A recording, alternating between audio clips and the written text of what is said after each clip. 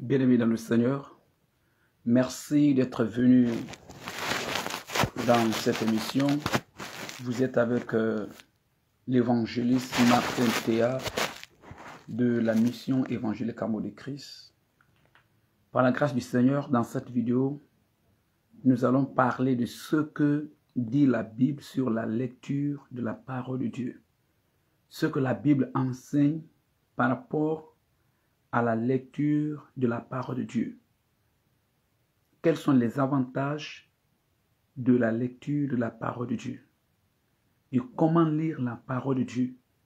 Qu'est-ce que la lecture de la parole de Dieu et la méditation vont apporter dans votre vie chrétienne?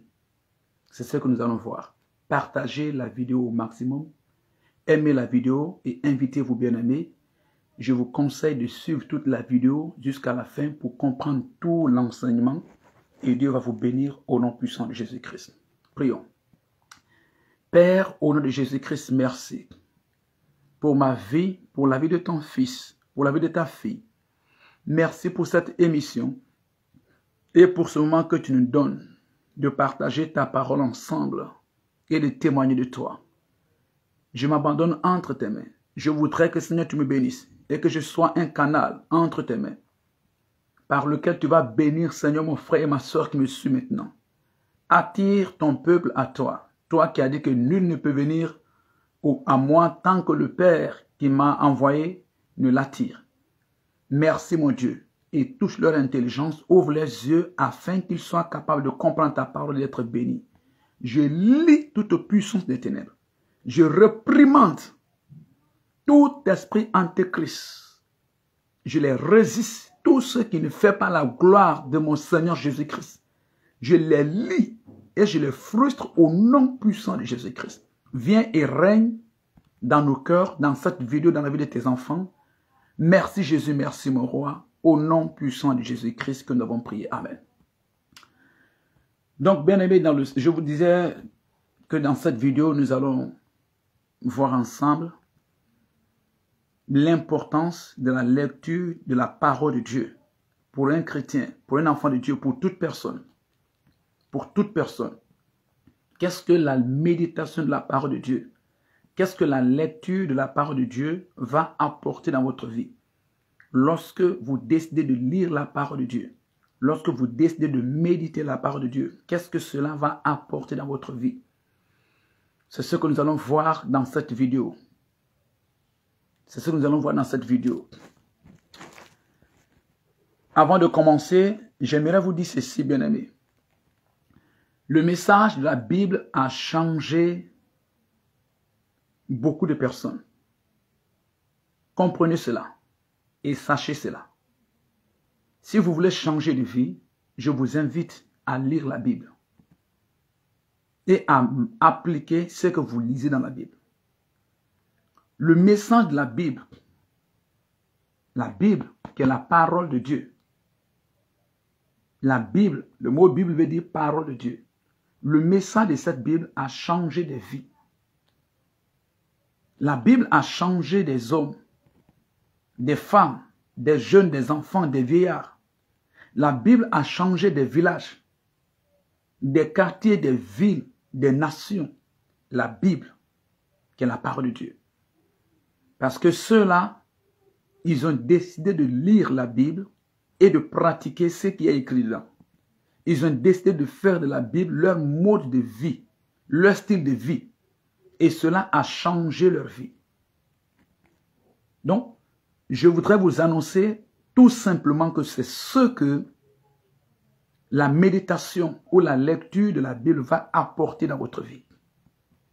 Lorsque vous lisez la Bible, vous cherchez une Bible. Tous les jours, vous lisez cette Bible. Tous les jours, vous réfléchissez sur ces versets et vous l'appliquez dans le domaine de votre vie va changer. Si vous l'appliquez dans votre domaine financier, vos finances vont changer. Votre domaine financier va voir un nouveau changement. Lorsque vous l'appliquez dans votre mariage, vous allez voir que votre couple, votre foyer va changer. Lorsque vous prenez la Bible, vous enseignez la Bible, la parole de Dieu à vos enfants. Cette parole va changer la vie de vos enfants. Il y a beaucoup de parents qui frappent les enfants. D'autres insultent les enfants. D'autres maltraitent les enfants comme ils veulent. Je vous montre aujourd'hui un tout petit secret. Un secret qui va vous aider, qui va aider vos enfants. Prenez la Bible. Enseignez la Bible dans votre maison. Enseignez la Bible à vos enfants. Même votre femme, vous voulez que votre femme change? Prenez la Bible. Commencez à lire la Bible avec votre femme. Vous voulez que votre mari change? Prenez la Bible. Commencez à étudier la Bible, à lire la Bible avec votre femme. Vous voulez que vos amis changent, vos parents changent. Tout ce que vous voulez changer autour de vous, prenez simplement la Bible et commencez à lire la Bible ensemble, à étudier la Bible ensemble avec ces personnes-là. Et très bientôt, vous allez réaliser que cette lecture de la Bible va changer leur vie. Voyons maintenant quelques passages bibliques qui parlent de l'importance, de l'efficacité, du bénéfice de la lecture de la Bible. Le livre de 2 Pierre, le chapitre 3, le verset 18. Je vais vous lire 2 Pierre, le chapitre 3, le verset 18. 2 Pierre, le chapitre 3, le verset 18. Je lis au nom de Jésus-Christ. Regardez ce qu'il dit. 2 Pierre, le chapitre 3, le verset 18. Mais croissez dans la grâce et dans la connaissance de notre Seigneur et Sauveur Jésus-Christ. À lui soit la gloire maintenant et pour l'éternité. Amen. Bien aimé, ici, retenez deux mots-clés ici. On parle de la croissance dans la grâce et on parle de la connaissance de notre Seigneur Jésus-Christ. Donner votre vie à Jésus-Christ comme votre Seigneur, votre Sauveur personnel ne suffit pas pour vous de mener une vie chrétienne abondante. Vous avez donné votre vie à Jésus-Christ comme votre Seigneur, votre Sauveur personnel. Maintenant, vous avez besoin de croître dans la grâce. Et vous avez aussi besoin de croître dans la connaissance de Jésus-Christ. Lorsque vous grandissez dans la grâce, lorsque vous grandissez dans la connaissance du Seigneur Jésus-Christ, votre style de vie va changer. Mais lorsque vous avez donné votre vie à Jésus-Christ, lorsque vous êtes à l'église, lorsque vous êtes venu à Christ, et vous refusez de croître dans la grâce, et vous refusez de grandir dans la connaissance du Seigneur Jésus-Christ, votre vie ne peut pas connaître assez de changements. Votre vie ne peut pas connaître un changement important. Donc, vous devez croître dans la grâce. Vous devez croître dans la connaissance de notre Seigneur Jésus-Christ. Vous devez chercher à connaître encore plus le Seigneur. Nous devons chercher à connaître encore plus le Seigneur. Plus le Seigneur. On ne connaîtra jamais le Seigneur à 100%. Ne dis pas, moi je connais Dieu plus que tel. Je connais Dieu plus que toi. On ne connaîtra pas le Seigneur à 100%. Le Seigneur est très profond. Et on ne peut pas atteindre cette profondeur du Seigneur. Mais nous pouvons croître dans la connaissance de notre Seigneur. Notre niveau de connaissance de Jésus-Christ peut augmenter. Notre niveau de connaissance de Jésus-Christ peut augmenter. C'est ce que la Bible nous enseigne. Donc lorsque vous lisez la Bible, lorsque vous étudiez la parole de Dieu, vous allez croître dans la grâce et votre niveau de connaissance sur Jésus-Christ va augmenter. Vous savez, il y a certaines personnes, il y a certains chrétiens, il y a certaines personnes, tout ce qu'ils connaissent de Jésus-Christ, c'est que Jésus-Christ est un prophète. Voici leur niveau de connaissance de Jésus-Christ. C'est leur limite de connaissance de Jésus-Christ. Ils savent seulement que Jésus-Christ est un prophète. Point.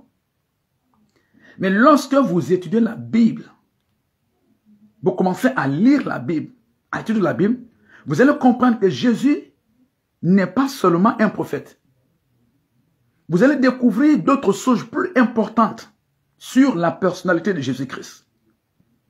Lorsque vous vous mettez tout à l'heure à lire la Bible, à étudier la Bible, vous allez découvrir autre identité plus importante encore du Seigneur Jésus-Christ.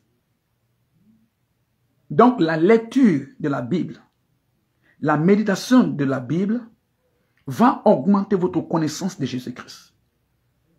Ne soyons pas limités. Ne vous limitez pas. Permettez que votre connaissance augmente. Acceptez que votre connaissance en ce qui concerne la personne de Jésus-Christ augmente. Alléluia. Donc, voici ce que la lecture de la Bible va apporter dans votre vie. Elle va vous permettre de grandir dans la grâce. Elle va vous permettre de grandir dans la connaissance de la parole de Dieu. Lisons notre passage. 2 Timothée, le chapitre 3. Ne lisons pas du verset 15. Est-ce que vous êtes là? Si vous n'avez pas de Bible, écrivez le passage. Après, vous pouvez lire après. 2 Timothée, le chapitre 3. Je lis à partir du verset 14 jusqu'au verset 17. Qu'est-ce qu'il dit? Je lis au nom de Jésus-Christ. Toi, demeure dans les choses que tu as apprises, et reconnues certaines, sachant de qui tu les as appris. Verset 15. Dès ton enfance, tu connais les saintes écritures qui peuvent te rendre sage à salut par la foi en Jésus-Christ. Le verset 16. Toute écriture est inspirée de Dieu et utile pour enseigner, pour convaincre, pour corriger, pour instruire dans la justice, afin que l'homme de Dieu soit accompli et propre à toute bonne œuvre. Là où nous venons de lire tout à l'heure, dans le verset 14, l'apôtre Paul exhorte son fils Timothée à demeurer dans les enseignements qu'il lui a donnés. Il exhorte son fils Timothée à demeurer dans les enseignements qu'il lui a donnés. Les enseignements qu'il lui a donnés. Vous savez, nous avons reçu différents enseignements de nos parents spirituels. On n'a pas les mêmes parents spirituels. Certains chrétiens ont eu des parents spirituels qui étaient accentués sur la prophétie. Donc, ils ont reçu des enseignements relativement à ce ministère de prophétie. Donc, ils ont grandi dans cela. L'apôtre Paul demande à son fils de demeurer, de garder cet enseignement.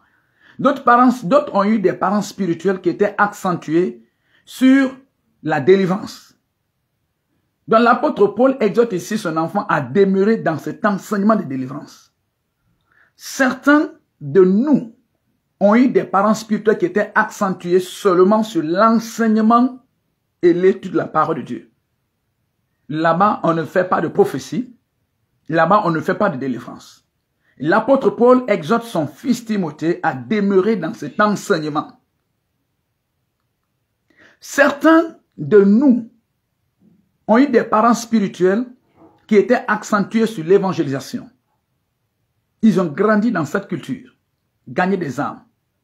Donc l'apôtre Paul exhorte son fils Timothée à demeurer dans cet enseignement.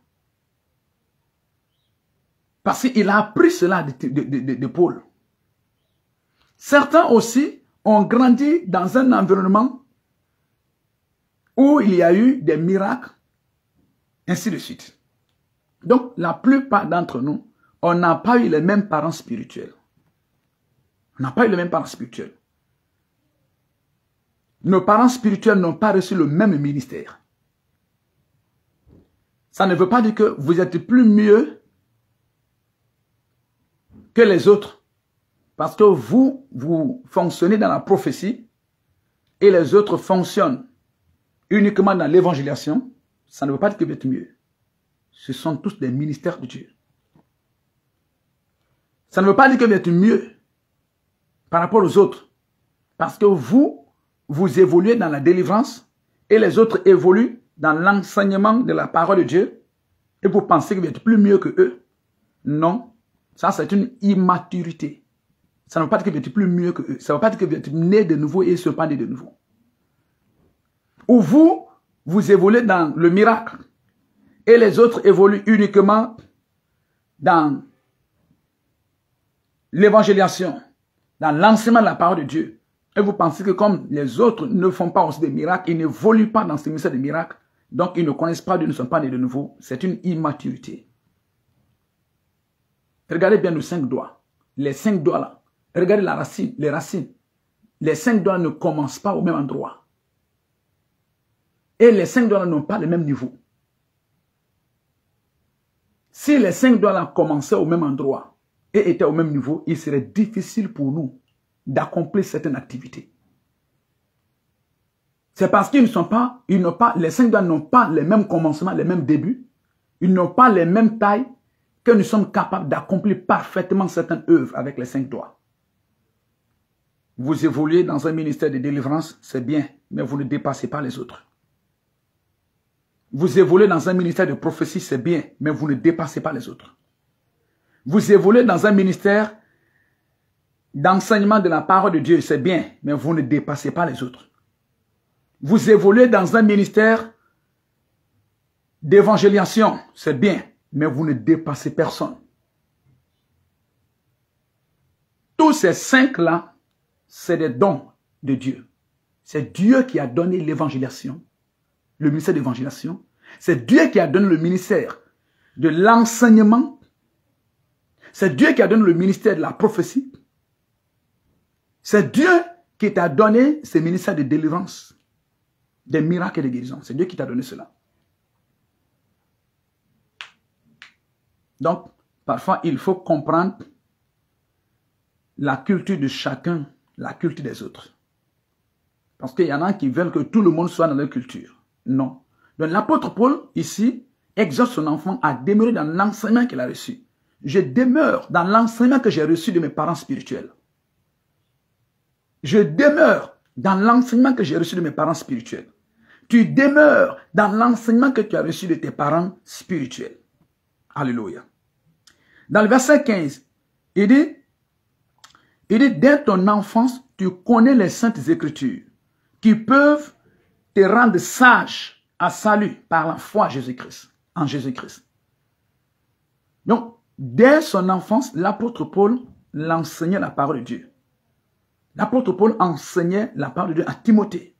Ses parents, les parents de Timothée lui-même, étaient des chrétiens. Les parents de Timothée, nés de nouveau. Dès son enfance, on l'enseignait la parole de Dieu. Jusqu'à ce qu'il a rencontré Paul. Paul aussi l'enseignait la parole de Dieu, l'a formé, l'a préparé. Donc l'apôtre Paul dit que les enseignements de cette parole te rendront sage. Donc la lecture de la Bible, l'étude de la Bible va vous rendre sage. Ça va vous rendre sage. Il y en a qui pensent que comme ils sont plus âgés, donc ils sont sages. Il y en a qui pensent que comme ils ont les cheveux blancs, donc ils sont sages. Il y a des gens qui sont âgés, ils ne sont pas sages. Il y a des gens qui ont les cheveux blancs, ils ne sont pas sages. La sagesse est dans la pratique de la parole de Dieu. La sagesse n'est pas dans les cheveux blancs. La sagesse n'est pas dans l'âge. La sagesse est dans la pratique. La lecture, la méditation, la pratique de la parole de Dieu. Voici l'homme sage. L'homme qui écoute la parole de Dieu et la met en pratique. Voici l'homme sage. C'est ce que la Bible enseigne. Donc lorsque vous lisez la Bible, tous les jours, chez vous, à la maison, vous lisez la Bible avec votre famille, votre femme, votre époux, vos enfants, avec vos amis. Cette lecture de la Bible va vous rendre sage. Je prie pour vous, après avoir écouté cet enseignement, que votre cœur soit vivement touché, afin que vous commencez aujourd'hui le projet de l'étude, le projet de la lecture de la parole de Dieu, pour vous rendre sage au nom de Jésus-Christ. Afin que cela puisse vous aider à grandir dans la connaissance de Jésus-Christ, au nom de Jésus. Regardez un troisième endroit. Josué le chapitre 3, le verset 8. Josué le chapitre 3, le verset 8. Oh. La caria touche. Josué le chapitre 3, le verset 8. Si vous n'avez pas de Bible, vous pouvez noter le passage. Josué le chapitre 3, le verset 8, j'ai lu au nom de Jésus-Christ.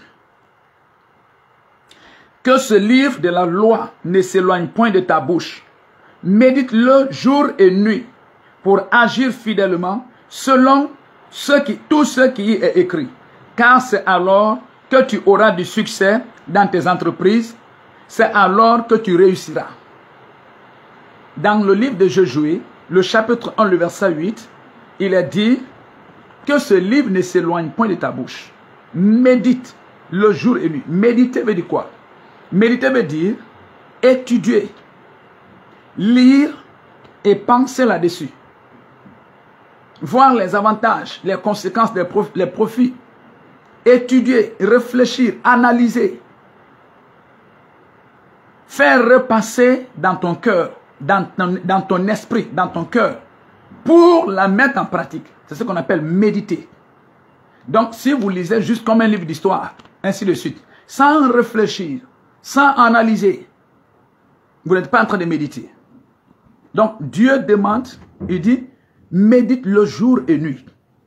Donc, en tant qu'un chrétien, en tant qu'un enfant de Dieu, nous devons avoir la Bible. Et tous les jours, nous devons lire la Bible. Tous les jours, nous devons lire la Bible. Nous devons nous asseoir et réfléchir sur ce que nous avons lu dans la Bible. Nous devons faire repasser ça dans notre cœur, dans notre esprit. Nous devons appliquer ce que nous avons lu dans notre Bible. Nous devons appliquer cela à notre vie, à notre finance, à notre travail, à notre mariage, à notre époux, à notre épouse, à nos enfants, à nos collègues, à notre quartier, à notre nation. Ce que nous avons lu dans la Bible, ce que nous avons étudié dans la Bible, nous devons mettre ça en pratique. Si vous faites ça, il dit, alors tu réussiras dans tes entreprises. Il dit, alors tout ce que tu feras réussira. Tu réussiras dans tes projets. Mais si vous n'avez pas de Bible, si vous ne lisez pas la Bible, vous vous limitez à écouter les pasteurs, vous vous mettez à écouter les religieux.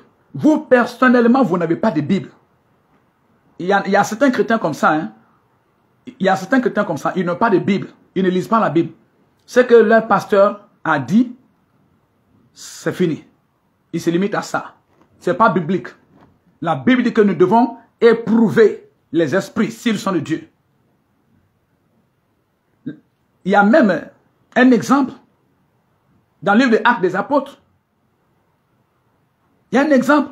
La Bible parle des chrétiens de Bérée. Les chrétiens de Bérée. La Bible dit qu'ils étaient plus nobles que ceux de Thessalonique. Les chrétiens de Bérée étaient plus nobles que ceux de Thessalonique. Pourquoi? Parce que eux, ils ne se limitaient pas seulement à ce que leur père spirituel a dit derrière la chair. Non. Si papa dit même un verset derrière la chair là-bas, ils vont prendre la Bible, ils vont fouiller pour trouver est-ce que c'est ce qui est écrit. Est-ce que c'est ce qui est écrit? Ce n'est pas parce que c'est papa spirituel, c'est maman spirituelle, que tout ce qu'il dira derrière la chair là-bas, c'est ça. Non. Non. Nous sommes des Adam. Nous sommes des Adamiques. Nous ne sommes pas parfaits. Et nous ne pouvons pas être parfaits sur cette terre. Le seul qui est parfait, il s'appelle Jésus-Christ de Nazareth. Ton père spirituel peut faire des erreurs. Tes parents spirituels peuvent faire des erreurs. Tu dois avoir ta Bible. Nous devons avoir nos Bibles. Nous devons lire nos Bibles matin, midi et soir. Chaque jour, nous devons lire notre Bible. Et ce que nous avons lu, nous devons appliquer ça à chaque aspect de notre vie. Ce n'est pas seulement un rite religieux. Tous les jours, il faut lire et puis c'est fini. Non, nous lisons personnellement. Nous lisons personnellement et nous appliquons ce que nous avons lu à chaque domaine de notre vie. Et Dieu dit, alors, tu réussiras dans tes entreprises. Alléluia. Il dit, alors tu réussiras dans tes entreprises. Il dit, alors tes projets réussiront. Alors tu auras du succès dans tes entreprises. Et tu réussiras. Parce que tu lis la Bible tous les jours. Chaque jour, tu lis ta Bible. Tu ne lis pas seulement, tu lis, tu médites, tu réfléchis. Tu penses, tu fais repasser dans ton cœur, dans ton esprit, dans ta compréhension. Tu analyses. Tu appliques à chaque domaine de ta vie. Il dit alors, tu auras du succès dans tes entreprises. Tout ce que tu entreprendras, ça va réussir. Parce que ça sera conseillé par l'Esprit de Dieu. Tu lis la Bible. Tu étudies la Bible, tu lis la Bible. Donc lorsque tu entreprends quelque chose, le Saint-Esprit est là déjà. Il va te rappeler sa parole, il va te rappeler ses choses. Le grand conseil sera là. Les projets échouent faute de conseillers. Les projets réussissent par la multitude des conseillers. Et Jésus-Christ est le meilleur conseiller. La Bible nous procure beaucoup de conseils de Dieu. C'est pourquoi vous devez lire la Bible. Et vous aurez des conseils par rapport à vous-même. Votre manière de parler, votre manière de vous habiller, votre manière de penser, votre manière de faire les choses. Oui, vous aurez des conseils par rapport à votre époux, votre épouse. Vous aurez des conseils par rapport à votre frère, votre soeur. Vous aurez des conseils par rapport à vos enfants, l'éducation de vos enfants, vos finances, votre nation, votre quartier, votre village. Le Saint-Esprit va vous conseiller. La Bible va vous conseiller. Je vous invite, bien-aimés, où que vous vous trouvez maintenant, je prie pour vous que le Saint-Esprit touche votre cœur vivement, afin que vous commencez immédiatement le projet de lire toute la Bible au nom de Jésus-Christ. Au nom de Jésus-Christ. Lisons notre passage. Le psaume 119, le verset 105. Le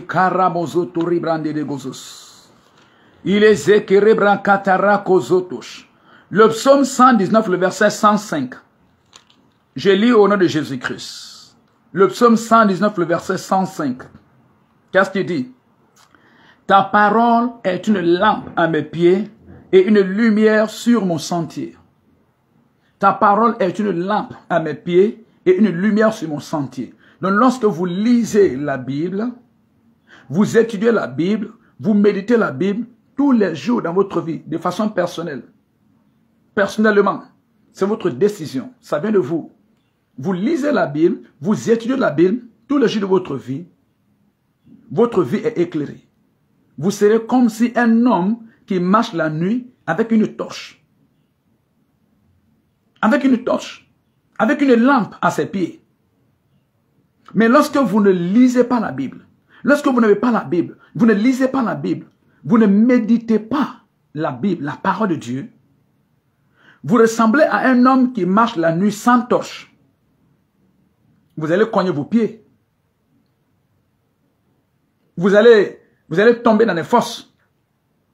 Vous allez marcher sur des sauges.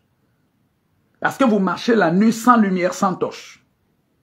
Le monde là est un monde de ténèbres. C'est un monde de ténèbres. Pour marcher dans ce monde, il faut cette torche. Il faut cette lumière. Pour travailler dans ce monde, pour se marier, pour éduquer ses enfants, pour gérer son argent, pour aider sa nation. Dans ce monde, il faut ça. Ça va vous éclairer. Ça va vous montrer comment faire les choses. Je vous invite, mon frère. Je l'ai essayé. Et je l'applique tous les jours de ma vie. Et je vois les profits et les bénéfices. Je t'invite à faire de même. Essaye voir. Toi qui n'as jamais lu la Bible, je t'encourage. Toi qui n'as pas de Bible, je t'encourage à chercher une Bible. Toi qui n'as jamais lu la parole de Dieu, je t'encourage à commencer le projet de lire la parole de Dieu. Quelque chose va se passer dans votre vie. Avant que même vous n'arrivez au milieu de votre projet, des choses vont commencer à changer dans votre cœur, dans votre pensée, dans votre attitude. Même votre façon de regarder les autres vont changer. Votre façon de regarder les autres vont changer. Parce que vous savez, comme je disais tout à l'heure, chacun d'entre nous, nous avons grandi dans différentes cultures. Nous avons été éduqués, nous avons été élevés, nous avons été façonnés dans différentes cultures. Chacun d'entre nous. J'ai pris l'exemple sur quelqu'un qui a grandi dans l'église d'un évangéliste. Il a grandi dans cette culture. J'ai pris l'exemple sur quelqu'un qui a grandi dans l'église d'un prophète. Il a grandi dans cette culture. J'ai pris l'exemple sur quelqu'un qui a grandi dans l'église d'un pasteur qui fait des miracles. Il a grandi dans une autre culture. Quelqu'un qui a grandi dans une église d'un pasteur qui ne fait que l'évangélisation et qui ne donne que des enseignements. Ces gens-là ont grandi dans différentes cultures. Mais celui qui étudie la parole de Dieu, il va comprendre qu'il y a diversité de ministères mais c'est le même Dieu. C'est le même esprit. C'est le même esprit.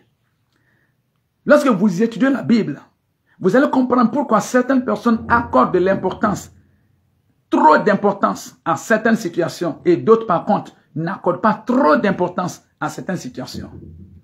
C'est votre étude de la part de Dieu qui va vous amener à cette compréhension, à ce niveau de maturité.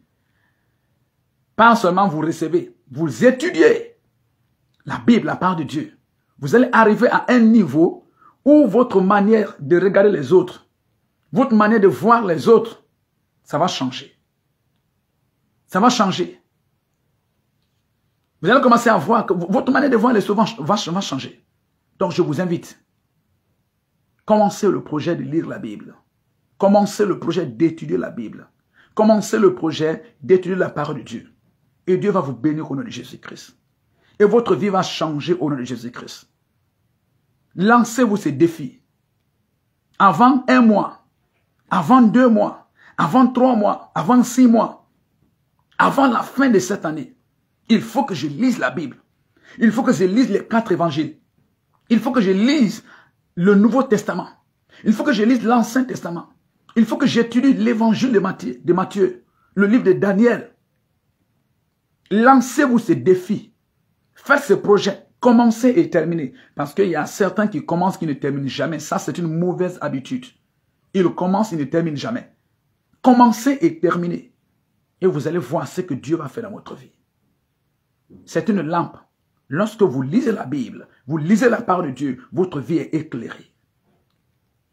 Votre vie sera éclairée. Votre manière de parler sera éclairée. Votre attitude sera éclairée. Lorsque vous lisez la Bible avec un cœur ouvert, avec un esprit ouvert, lorsque vous lisez la Bible dans l'esprit, dans l'idée d'obéir au Saint-Esprit, de pratiquer, de chercher la vérité, de pratiquer la vérité, votre foyer sera éclairé. Votre travail sera éclairé. Vos études seront éclairées. Vos enfants, votre femme, votre mari, tous vos projets, votre nation sera éclairée. Voici la solution. Voici la solution. Essayez, ce n'est pas la religion. Pratiquez et voyez vous-même. Vous qui n'avez jamais connu la paix, vous allez commencer à remarquer la paix dans votre vie. Vous qui n'avez jamais connu la joie, vous allez commencer à remarquer la joie dans votre vie. Alléluia. Lisons le verset 9 et le verset 11. Le psaume 119, le verset 9. Je lis au nom de Jésus-Christ. Comment le jeune homme rendra-t-il pur son sentier en se dirigeant d'après ta parole? Voyez? Comment le jeune homme rendra-t-il pur son sentier? Vous savez, en tant que jeune, on a le sang chaud. On pense qu'on connaît tout. On pense qu'on connaît tout plus que les vieux. Les vieux ne connaissent pas. Les vieux, ils sont vieux, ils ne voient pas bien les sauges. Ils ne comprennent pas les sauges. Souvent, dans notre jeunesse, c'est ce que nous pensons. Et pourtant, nous nous trompons. C'est de la tromperie. C'est de la tromperie. C'est après avoir se cogné la tête à plusieurs reprises, raté, échoué, trébuché à plusieurs reprises, qu'on finit par mettre de l'eau dans notre vin, qu'on finit par se calmer. Mais lorsque vous lisez la Bible, en tant que jeune, vous lisez la parole de Dieu tous les jours, et vous méditez cette parole, vous pratiquez cette parole, vous allez rendre votre voie pure. Vous allez marcher d'une manière pure dans ce monde. Il dit comment le jeune homme, on ne parle pas des vieux, on parle des jeunes hommes. Comment le jeune homme rendra-t-il pur son sentier? C'est en se dirigeant d'après ta parole. Bon, s'il ne lit pas la parole, comment est-ce qu'il peut se diriger d'après ta parole? Il faut lire la parole pour pouvoir se diriger d'après la parole. Lorsque vous lisez la parole de Dieu, en ce moment, vous saurez comment vous conduire d'après la parole de Dieu. Et si vous vous conduisez selon la parole de Dieu, votre santé sera pure. Vous marcherez dans des sentiers purs. Votre voie sera pure. Vous marcherez dans une voie pure. Parce que dans la jeunesse, il y a beaucoup d'impureté. Dans la jeunesse, il y a beaucoup de péchés. beaucoup de mots dans la jeunesse. Il y a beaucoup de voix impures dans la jeunesse, dans la tête du jeune, dans le cœur du jeune. Et la plupart des jeunes marchent dans des voies impures. Ils marchent dans l'impurité. Ils marchent dans des sentiers impurs. Donc comment, en tant que jeunes, comment est-ce que nous pouvons marcher dans des sentiers purs, d'une manière pure, qui plaise à Dieu? Il dit, c'est en se conduisant d'après ta parole. Je t'invite, mon frère. Je t'invite, ma soeur.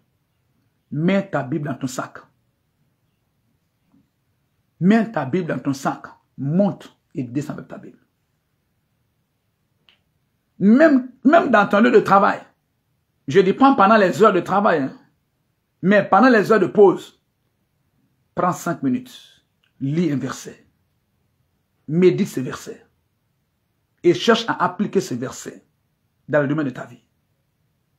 Mets ta Bible dans ton sac. Monte et descends avec ta Bible. Mets ta Bible dans ton téléphone.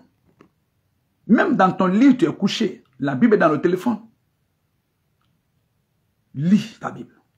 Le matin, lis. À midi, lis. Le soir, lis. Pratique ce que tu as lu. Médite. Applique cela à ta vie. Que ce soit une réalité et non seulement une lecture, non seulement une religion. Mais fais ce qu'elle te dit. Et tu auras des sentiers purs. Tu marcheras dans des sentiers purs. Tu marcheras dans la pureté. Lisons le verset 11. Le psaume 119, le verset 11. Il dit quoi? Je serre ta parole dans mon cœur afin de ne pas pécher contre toi. Je serre ta parole dans mon cœur afin de ne pas pécher contre toi. Le psaume 119, le verset 11. Je serre ta parole dans mon cœur afin de ne pas pécher contre toi. Donc lorsque la parole de Dieu, la Bible est dans notre cœur. Oh, lorsque la Bible est dans notre cœur, lorsque nous méditons la Bible, nous méditons la parole de Dieu, nous lisons la Bible, nous allons retenir quelques versets, quelques pensées bibliques, quelques idées bibliques, même pas totalement, dans notre cœur. Et ensuite, ces pensées bibliques, ces idées bibliques, ces paroles bibliques, ces versets que nous avons gardés dans notre cœur, vont nous garder de tomber dans les péchés. Vont nous empêcher de tomber dans les péchés. Lorsque le péché va se présenter, nous saurons que voici le péché. Et en ce moment, nous pourrons nous éloigner du péché. Je serre ta parole dans mon cœur afin de ne pas pécher contre toi. Lisez la Bible pour ne pas offenser Dieu, pour ne pas pécher contre Dieu.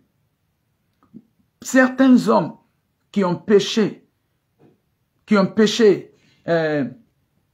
contre leur épouse, c'est parce qu'ils n'ont pas de Bible. Et même s'ils ont la Bible, ils ne lisent pas la Bible. Ils ne méditent pas la Bible et ils ne pratiquent pas cette Bible. Certaines femmes aussi qui ont péché contre leur époux, c'est parce qu'elles n'ont pas de Bible. C'est parce qu'elles ne lisent pas la Bible. C'est parce qu'elles ne méditent pas la Bible et elles n'appliquent pas cette Bible, cette lecture à sa vie. Certains parents aussi qui ont péché contre les enfants, c'est parce qu'ils ne lisent pas la Bible. Ils ne lisent pas la parole de Dieu et ils n'appliquent pas cette parole à leur vie. Certains enfants qui pêchent contre leurs parents, qui pêchent contre leurs frères et sœurs, qui pêchent contre leurs amis, c'est parce qu'ils n'ont pas la Bible. Et vous voyez parfois dans une même famille de 3 enfants, les enfants se détestent entre eux. Les enfants se haïssent entre eux. Vous connaissez le médicament de cela? Vous connaissez le médicament de cela? Le remède de cela? Le remède de cela, c'est d'enseigner la parole de Dieu à ses enfants. C'est d'enseigner la parole de Dieu à ses enfants. Et chacun d'entre eux va apprendre que nous sommes des frères et sœurs. Nous devons nous aimer. Nous devons nous protéger. Nous devons nous soutenir. La plupart d'entre nous, on avait ce problème dans nos différentes familles, avec nos propres frères, avec nos propres sœurs. On avait ces problèmes. On ne voulait pas les voir. On ne voulait pas les sentir. On les détestait. On les haïssait. On retenait quelques vengeances dans notre cœur contre eux, contre nos parents, contre nos amis. Mais la Bible aujourd'hui a lavé ça de notre cœur. On a oublié tout. On a oublié tout. La Bible a changé la lecture de la Bible. La lecture de la Bible, la méditation de la Bible, la pratique de la parole de Dieu a lavé ça de notre cœur. On ne garde plus ses parents dans notre cœur. On ne garde plus ses tuteurs, nos frères et sœurs. On ne garde plus rien dans notre cœur. Rien. Rien. Et on a commencé à les aimer. On a commencé à les aimer. Quelle est cette puissance qui a fait cela? C'est la Bible. C'est la lecture de la Bible. C'est parce qu'on est accroché à la Bible que notre méchanceté a été changée en amour, en affection. Que notre vengeance a été changée, transformée en compassion. Que notre rébellion a été transformée en obéissance, en humilité. C'est la lecture de la Bible. C'est la lecture de la part de Dieu. Je t'encourage, mon frère. C'est bon pour toi-même. C'est bon pour toi-même. Je ne parle pas de ton mari, je ne parle pas de ta femme, je ne parle pas de tes enfants, je ne parle pas de tes amis, je ne parle pas de tes parents, je ne parle pas de ça ici. Je parle de toi. C'est bon pour toi-même. Celui qui mange, la personne va sentir quelque chose dans ses entrailles. Tu vas sentir quelque chose dans ton ventre. Tu vas sentir cette douceur quand tu manges. Donc lorsque toi tu lis la Bible, tu étudies la Bible, tu médites, tu réfléchis, tu fais repasser ces paroles dans ton cœur, dans ta pensée, et tu les appliques, tu cherches à les appliquer dans tous les domaines de ta vie. C'est comme ça que ta vie va évoluer. Et je vais vous dire, ce n'est pas une chose d'un seul jour. Ce n'est pas une chose de 2 jours. Ce n'est pas une chose de 3 jours. Ce n'est pas une chose d'1 an, de 2 ans. Non. Non, non, non, non. Ça peut prendre plusieurs années. Mais plus tu lis la Bible et tu l'appliques, plus tu lis la Bible et tu l'appliques, les années passent, ta vie change. Les années passent, ta vie change. Les années passent, ta vie change. Telle est ma prière pour toi au nom de Jésus-Christ. Telle est ma prière pour toi au nom de Jésus-Christ. Lis la Bible pour rendre pur ton sentier. Lis la Bible pour que ton chemin soit éclairé. Lis la Bible afin de ne pas pécher contre Dieu. Afin de ne pas pécher contre ton mari, afin de ne pas pécher contre ta femme, afin de ne pas pécher contre tes enfants, contre tes parents, contre tes amis, contre ta nation. Lis la Bible, étudie la Bible et pratique tout ce que tu as lu. Applique ça à tous les domaines de ta vie, à tes études, à ton foyer, à ton mari, à ta femme, à tes enfants, à tes amis, à tes relations, à ton village, à ton quartier, à ta nation. Ce que tu as lu dans la Bible, pratique cela. Et tu vas voir comment il va changer ta vie. Alléluia. J'ai dit alléluia. Donc, vous devez mettre un temps à part pour l'étude de la Bible. Dans l'évangile de Matthieu, le chapitre 4, le verset 4, il dit, l'homme ne vivra pas de pain seulement, mais de toute parole qui sort de la bouche de Dieu. De toute parole qui sortira de la bouche de Dieu. L'homme ne vivra pas de pain seulement. Donc, sur cette terre, tout notre projet ne doit pas être seulement manger le riz, manger le manioc, la banane, à loco, les poissons, la viande, l'eau, le jus, ainsi de suite. Ça, c'est la nourriture de notre corps. Mais la lecture de la Bible, la parole de Dieu est la nourriture de notre esprit. Et le véritable homme, c'est votre esprit. Lorsque vous lisez la Bible, vous étudiez la Bible, vous pratiquez, votre esprit se fortifie. Votre esprit se nourrit. Donc c'est pourquoi la Bible dit dans l'évangile de Matthieu, le chapitre 4, le verset 4, que l'homme ne vivra pas de pain seulement. Or, vous vivez de pain seulement. Le matin, la première des choses à faire, c'est prendre le café. C'est prendre le pain. C'est prendre omelette. C'est la première des choses à faire. À midi, ce qui monte dans votre tête, c'est aller prendre un café. À 16 h, c'est aller prendre un café. À 19 h, c'est aller prendre quelque chose. À 21 h, prendre quelque chose pour le corps. Du lundi au lundi. Du 1er au 31. C'est ça votre pensée. C'est votre projet. Changez aujourd'hui. Changez aujourd'hui. Nous sommes dans un monde auquel nous devons nous adapter aux situations. Nous devons nous adapter au temps, aux circonstances. On ne doit pas rester intact pour demander au monde de s'adapter à nous. Si vous demandez à ce que le monde s'adapte à vous, vous allez souffrir. Vous devez vous adapter au monde. Si vous cherchez à vous adapter au monde, vous allez sourire. Donc, adapte-toi. Tu n'avais pas l'habitude de lire la Bible le matin. Mais à partir d'aujourd'hui, adapte-toi. Lève-toi tôt, prends 15 minutes, 30 minutes, 1 heure, lis la Bible. Réfléchis. Médite, applique à ta vie. À midi, tu n'avais pas l'habitude. Maintenant, il faut t'adapter. Tu dois t'adapter. Adapte-toi. Lis une portion de la Bible. Médite, pratique. Le soir, fais la même chose. Lundi, mardi, mercredi, jusqu'au dimanche. Janvier, février, toute l'année. 1 an, 2 ans, 3. Tu dois t'adapter. Et si tu t'adaptes, tu vas sourire. Le monde appartient à ceux qui s'adaptent. Ceux qui s'adaptent. Nous sommes dans un monde où nous devons nous adapter. Nous devons nous adapter. Mais si nous voulons rester dans notre idéologie, dans notre culture, dans notre habitude, notre attitude, et nous voulons que les choses s'adaptent à nous, nous voulons que le monde s'adapte à nous, nous allons mourir, nous allons souffrir, nous serons frustrés dans la vie. Je prie pour vous, à partir d'aujourd'hui, que le Saint-Esprit ouvre vos yeux, afin que vous soyez quelqu'un qui a décidé de s'adapter.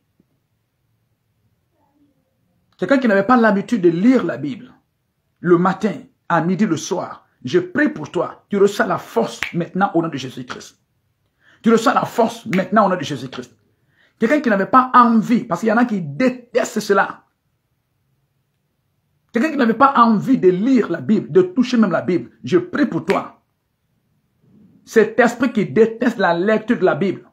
Cet esprit qui haït, qui n'aime pas la méditation de la parole de Dieu.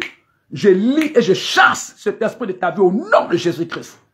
Je libère sur ta vie l'esprit de Jésus, le Saint-Esprit de Dieu, qui va répandre dans ton cœur l'amour de la lecture de la parole de Dieu, l'amour de la méditation de la parole de Dieu, le Saint-Esprit qui va répandre dans ton cœur l'amour de la pratique de la parole de Dieu. Je prie et je libère cet esprit sur toi au nom de Jésus-Christ. Adaptez-vous. Et le Seigneur va vous bénir. Donc, maintenant, terminons en disant ceci. Je veux montrer un plan. Je veux un peu survoler la Bible pour vous. Je veux un peu survoler la Bible en quelques minutes pour vous. Pour comprendre, vous qui n'avez jamais lu la Bible, pour avoir une petite idée de ce qui se trouve dans ces livres. Amen. Lorsque vous avez cette Bible, vous lisez le livre de Genèse. Il commence par Genèse. De Genèse, le chapitre 1 jusqu'au chapitre 11, ce livre parle de la création et de la chute de l'homme. La création de l'homme et la chute de l'homme. C'est-à-dire comment Dieu a créé l'homme, pas seulement l'homme, comment Dieu a créé toutes choses. Genèse, le chapitre 1 jusqu'à Genèse, le chapitre 11, vous allez étudier l'histoire de la création. Comment il a créé le ciel, la terre, les oiseaux, la mer, comment il a créé l'homme, les animaux, comment il a créé ces choses, et comment l'homme a chuté, comment l'homme a perdu la présence de Dieu, comment l'homme est tombé dans le péché, c'est ce qu'on appelle la chute de l'homme. La chute de l'homme, c'est comment l'homme est tombé dans le péché, et il a perdu toute cette gloire qu'il avait. Donc, en lisant, en étudiant la Bible, en lisant de Genèse le chapitre 1, chapitre 2, chapitre 3, chapitre 4, chapitre 5, jusqu'au chapitre 11, vous allez trouver cela. Donc, vous pouvez vous faire ce projet pour dire, cette semaine, je vais étudier l'histoire de la création. Et dans ce cas, vous devez lire les 11 chapitres du livre de Genèse. En lisant les 11 chapitres, vous allez connaître l'histoire de la création. Vous allez comprendre l'histoire de la création. Et Dieu va vous bénir au nom de Jésus-Christ. Et Dieu va vous bénir au nom de Jésus-Christ. Deuxièmement, à partir de Genèse, le chapitre 12, jusqu'au chapitre 50, vous trouverez l'alliance que Dieu a faite avec Abraham. Dieu fit une alliance avec Abraham. C'est dans le livre de Genèse, à partir du chapitre 12 jusqu'au chapitre 50. Comment Dieu a appelé Abraham. Comment Abraham est rentré en scène. Comment Dieu l'a appelé. Comment Dieu l'a béni avec des enfants et quelles sont les alliances que Dieu a tissées avec Abraham. Lorsque vous étudiez, vous lisez la Bible de Genèse, le chapitre 12 jusqu'au chapitre 50, vous allez trouver l'histoire d'Abraham. Donc, vous voulez connaître l'histoire d'Abraham. Je vous conseille de prendre votre Bible, d'aller dans le livre de Genèse et de lire le chapitre 12, 13, 14, 15, 16 jusqu'au chapitre 50. Vous allez comprendre toute l'histoire d'Abraham, la vie d'Abraham. Comment Dieu l'a appelé, comment Dieu l'a libéré, comment Dieu l'a béni, comment Dieu lui a donné son enfant, Isaac. Comment Dieu, quelles sont les alliances que Dieu a tissées avec Abraham. Vous allez trouver toutes ces choses dedans. Aussi, maintenant vient le deuxième livre, le livre d'Exode. D'Exode, le chapitre 1 jusqu'au chapitre 18. Vous allez lire la sortie d'Israël de l'Égypte. Donc l'exode de l'Égypte.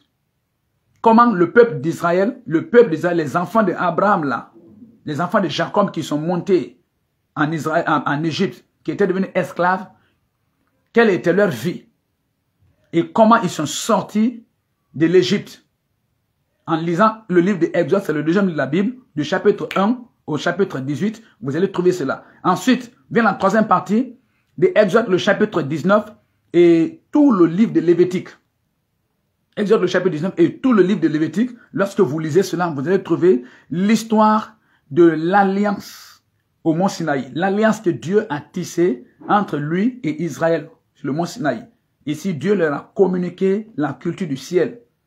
Ne touche pas ça, ne fais pas ceci, tu ne feras pas cela, tu feras ceci, tu ne marieras pas ceci, tu ne marieras pas cela, tu ne mangeras pas ceci. Dieu a dicté sa culture, la culture du ciel, ainsi de suite. Et c'est ce qu'ils ont appelé ça la loi de Moïse. Vous allez voir cette alliance. Exode le chapitre 19 et tout le livre de Lévitique. Maintenant, vous voulez comprendre l'histoire du désert. On parle de désert. Qu'est-ce qui s'est passé? C'est dans le livre de Nombre et dans le livre de Deutéronome. Lisez les deux livres. Vous lisez le livre de Nombre, vous lisez le livre de Deutéronome, vous allez comprendre l'histoire du désert. Tout ce qui s'est passé dans le désert, comment Dieu les a nourris, ils ont fait combien d'années, toutes les victoires qu'ils ont remportées, les guerres, vous trouverez cela là-bas. Ensuite, l'histoire de la terre promise. On parle de la terre promise, la terre promise. Vous allez trouver cela en lisant le livre de Josué et le livre de Juges. Les deux livres parlent de l'histoire de la terre promise. Comment ils ont possédé la terre promise et comment ils se sont répartis. Hein? Vous allez trouver tout cela. Vous trouvez également dans le livre de Ruth jusqu'à 2 rois. De Ruth jusqu'à 2 rois, vous allez voir la montée et la chute du règne d'Israël. Comment Israël a commencé son premier royaume, parce qu'ils avaient le règne uni. 3 rois qui sont venus et ils ont vécu pendant 120 ans, chacun 40-40. Comment Saül a accédé à la royauté, comment David l'a succédé, comment Salomon aussi a succédé son père David, et comment Salomon a chuté, et comment le règne a commencé à chuter. En lisant le livre de Ruth jusqu'à 2 rois, vous allez trouver ces histoires dedans. Vous pouvez également étudier l'histoire des prophètes avant l'exode, c'est-à-dire avant la déportation. Ça, c'est vous lisez à partir d'Ésaïe jusqu'à Sophonie. De Ésaïe jusqu'à Sophonie, ça c'était avant la déportation, vous allez voir tout cela là-bas. Ensuite, la sagesse d'Israël. La sagesse d'Israël. En lisant le livre de Job, le livre des cantiques, vous allez de Job jusqu'à Cantique des Cantiques, hein? Job, Psaume, Proverbe, Ecclésiaste, Cantique. Vous lisez ces livres, vous allez trouver la sagesse, si vous voulez la sagesse d'Israël. Vous voulez comprendre la sagesse d'Israël, la sagesse que Dieu a libérée sur son peuple, les Juifs. C'est inclus dans ça, pas de la sagesse des Juifs, la sagesse de Dieu, la sagesse d'Israël. Dans le livre de Job, Psaume, Proverbe, Ecclésiaste, Cantique, c'est 5 livres, ça enseigne sur la sagesse. Ceux qui manquent de sagesse, qui ont un problème de sagesse, je vous conseille de lire ces livres. Vous voulez avoir la sagesse, lisez ces livres. Fouillez, vous allez trouver des sagesses et appliquez à votre vie et vous deviendrez sage au nom de Jésus-Christ. Ensuite, vient maintenant les prophètes de l'Exode, les prophètes qui ont régné au temps de la déportation. C'est à partir de Jérémie jusqu'à Ézéchiel. De Jérémie à Ézéchiel. Donc, vous étudiez l'histoire du livre de Jérémie, vous continuez jusqu'à Ézéchiel, vous allez trouver, ce sont ces prophètes-là qui étaient au temps de la déportation, au moment où ils étaient en exil. Maintenant, le retour de l'Exode, quand ils ont été libérés maintenant, à leur retour, qu'est-ce qui s'est passé? Ils ont reconstruit la ville, ainsi de suite. Les histoires qui sont passées jusqu'à ce qu'ils se retrouvent à Jérusalem, qui bâtissent le temple, ainsi de suite. Vous allez trouver ça dans le livre de Esdras, de Néhémie et de Esther. Lisez les 3 livres. Ça parle du retour du peuple juif. de l'esclavage, de la déportation. Quand ils ont désobéi à Dieu, Dieu a rendu leurs ennemis plus forts. Les ennemis sont venus les détruire. Ils les ont pris, les a envoyés comme esclaves chez eux. Maintenant, après plusieurs années, le Seigneur est intervenu encore. Donc, ils sont revenus encore sur leur terre, sur la terre promise. Ils sont revenus encore en Israël. Ils sont revenus encore à Jérusalem pour rebâtir les choses, pour reconstruire les choses. Ça détaille toutes ces choses. Ensuite, vous aurez encore les prophètes après l'exode. Après leur venue, les prophètes. Après leur libération, après de Daniel jusqu'à Malachi maintenant. De Daniel jusqu'à Malachi, c'est le prophète après leur libération. Pas de la restauration, tout ça. Ensuite, l'histoire jusqu'à présent. L'histoire du peuple juif, l'histoire d'Israël jusqu'à aujourd'hui. Dans le livre de 1 Chronique et de 2 Chroniques. Maintenant vient l'histoire de Jésus-Christ et du royaume. C'est les évangiles jusqu'à Actes des apôtres. Et ensuite, le peuple du royaume. Ça parle de Romains jusqu'à Jude. C'est Paul qui explique cela. Et vient Apocalypse. Que le Seigneur vous bénisse. Je vous encourage à lire votre Bible. Je vous encourage à vous acheter une Bible. Je vous encourage à méditer sur ce que vous lisez, à pratiquer sur votre vie. Et je vois votre vie changer au nom de Jésus-Christ. Que le Seigneur vous bénisse.